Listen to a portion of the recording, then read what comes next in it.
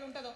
ఎందుకంటే ఏ పోరాటం చేయాలన్నా, ఏ ప్రజలకు మంచి చేయాలన్నా కేవలం కొట్లాడితే సరిపోదు, దానికి రాజకీయ అధికారం కూడా ఉండాలి. రాజకీయ అధికారం తోడైనప్పుడే ప్రజలకు చేయాలనుకున్న మంచి చేయగలుగుతాం. అందుకే ఇవాళ పార్టీ పెట్టేది. అదర్వైజ్ గత 11 నెలల నుంచి తెలంగాణ జాగృతి చేస్తున్న పోరాటాలు మీరు చూస్తున్నారు. ఎన్ని పోరాటాలు తీసుకున్నాం, ఎన్ని రకాలుగా సక్సెస్ సాధించడం మీరు చూసింది. కానీ ఉట్టి పోరాటాలు సరిపోవు, ఖచ్చితంగా రాజకీయ అధికారం ఉండాలి. దానికోసమే ఇవాళ తెలంగాణ రాష్ట్ర సేన మీ ముందుకు వచ్చిందని చెప్పి నేను సగర్వంగా ప్రకటిస్తూ ఉన్నాను.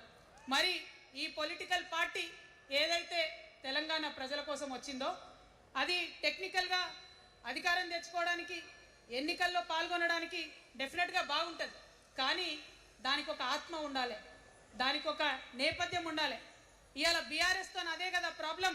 టెక్నికల్గా బాగున్నారు, ఎలక్షన్ పోతున్నారు, సీట్లు గెలుస్తున్నారు, కానీ తెలంగాణ ఆత్మను కోల్పోయింది. కాబట్టే ఇవాళ తెలంగాణ రాష్ట్ర సేన వచ్చింది.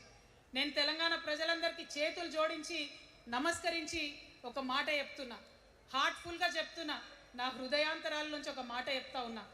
నేను తెలంగాణలో ఉన్న 3.5 కోట్ల మంది తెలంగాణ బిడ్డలందరికీ ఒక అమ్మగా పరిణితి చెందాలనుకుంటున్నా.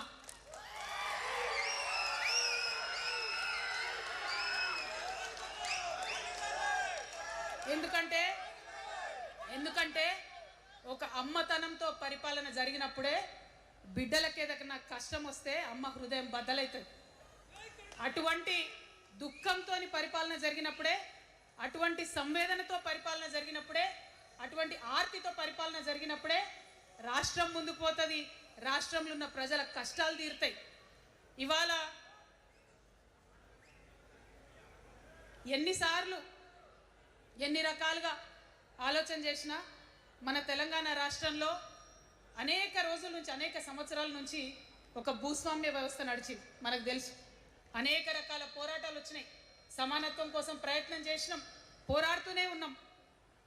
అది రైతాంగ సాయుధ పోరాటం కావచ్చు, ముల్కీ ఉద్యమం 1952 కావచ్చు, 1969లో తెలంగాణ ఉద్యమం కావచ్చు, తర్వాత వచ్చినటువంటి నక్సలైట్ ఉద్యమం కావచ్చు, అనేక సామాజిక ఉద్యమాలు, ఎందరో మంది మహానుభావులు, ప్రొఫెసర్ జయశంకర్ గారి దగ్గర నుంచి మొదలు పెడితే చాక లైలమ్మ గారు, దొడ్డి కొమరయ్య గారు, ఆరుట్ల కమలాదేవి గారు, రావి నారాయణ రెడ్డి గారు, సురవరం ప్రతాప్ రెడ్డి గారు, దాశరథి గారు, కాళోజీ గారు, నక్సలైట్ ఉద్యమంలో గద్దరన్న గారు, గణపతి గారు, మారోజు వీరన్న గారు, సాంబశివుడు గారు, ఇట్లా అనేక మంది పోరాటం చేస్తే అంతో ఇంతో సమానత్వం ఇప్పుడు వచ్చింది.